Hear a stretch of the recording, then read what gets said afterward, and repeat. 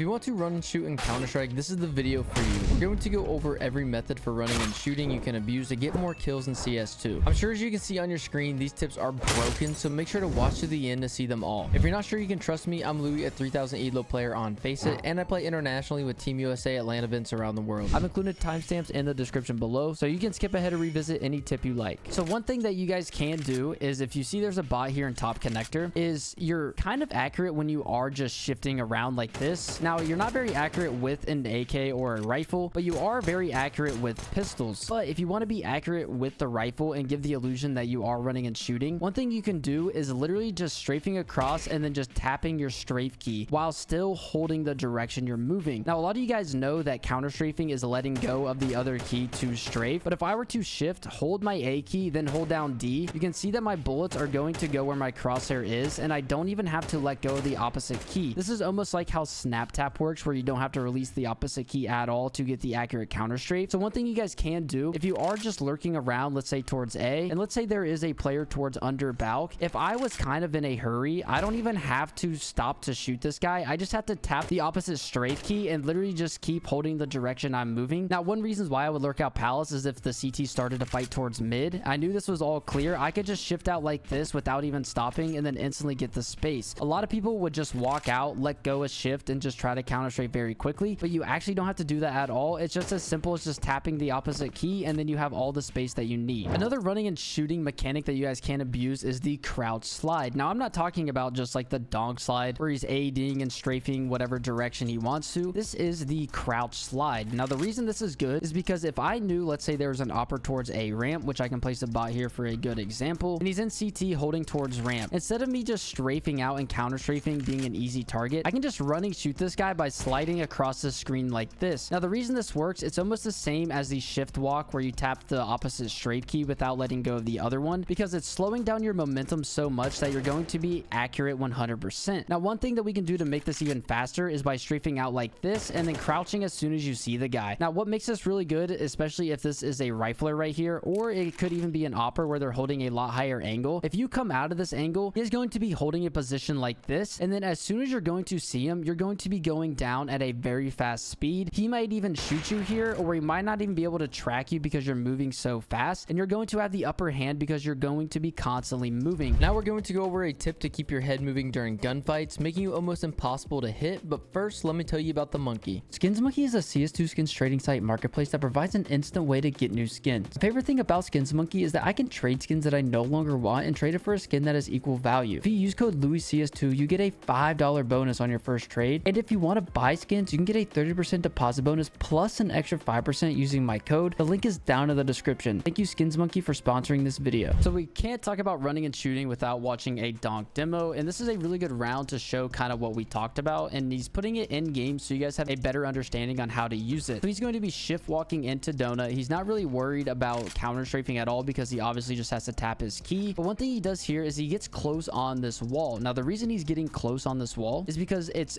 very common for an opper to be at brokey and holding this deep donut line. So Donk isn't really worried about if the opper sees him first, but if you guys remember what we talked about is if you're closer on the wall, you're going to appear faster on the opponent's screen. So since he knows that there might be an opper sitting right here, he wants to appear as fast as possible and take space for his team. So you're going to see he's getting close to the wall. He's going to spring off to be really fast. They know it's clear. He's having really good crosshair placement right here, and now he's just going to start to take some duels. But one thing you're going to notice is how he's going to fight these people is where as soon as he sees someone, he does counter strafe, but he's already hitting the opposite key almost like a fadeaway peak. So here he's already fading away. He's going to kill Exertion with a nice fadeaway. Now, if we speed this up and slow it down, you're going to have a really good understanding on how he's doing this. And this is what people are calling the donk slide, where he's strafing out. He's hitting the opposite key. He's already crouching. And now since he did kill him, he's going to uncrouch, but that's just a good example of him sliding around. Now, he doesn't win this round, but you can just see how wide swinging and his sliding when he is peeking this person, how he's already in the opposite direction, kind of puts in effect to what we talked about. Okay, now let's get into another movement trick that a lot of players actually don't abuse, and that is simply just ADing, which looks something like this. Now, what a lot of you guys may not know is that you are actually accurate when you're just strafing back and forth like this. If you see, if I just tap my AK while ADing, all my bullets are going to go straight where my crosshair is if I can get a good consistent rate of tapping. Now, this is actually something hard to master because it almost reminds me of where when you were a kid, people would ask you to rub your belly and tap your head head because you're almost trying to do two things at once. So this is definitely something that you have to practice. But I actually stole this from a NA player who plays on Blue Jays, and his name is Snav. And one thing that he does is when he peeks, he will strafe out and then AD. Now the reason he does this is because he knows he's going to be accurate, and also he knows that he's going to be a lot harder to hit, because a target that is constantly moving, you're going to have to adjust your crosshair where he is, especially if you're at a farther range. You're going to have to tap, and you're going to just be trying to follow his head, while in all reality, the guy that is just ADing will have the huge advantage. So now here's a really good example of not being stationary, where Donk is just ADing. You're going to see when he gets up on this angle, he's just going to be constantly ADing on this box. If I actually switch to Jimmy here, you're going to see when he clears Donk how hard it is for him to kill him. I'll even slow it down just a little bit. Since Donk is ADing, it's going to be hard for Jimmy's crosshair placement. And as you can see, as soon as he swings out on Donk, if I speed this up just a little bit, you're going to see that his crosshair placement was actually off just because of how fast Donk is moving. So when he comes to swing here, you're going to see that he's aiming right where he was, but now he has to adjust his crosshair. This is exactly what we talked about when I tell you guys to AD. You also want to do it when not only peeking, but when you're also standing still. So you can see that his crosshair placement is off, and now he has to adjust. But by the time that he does adjust, you're going to go to Donk's POV here,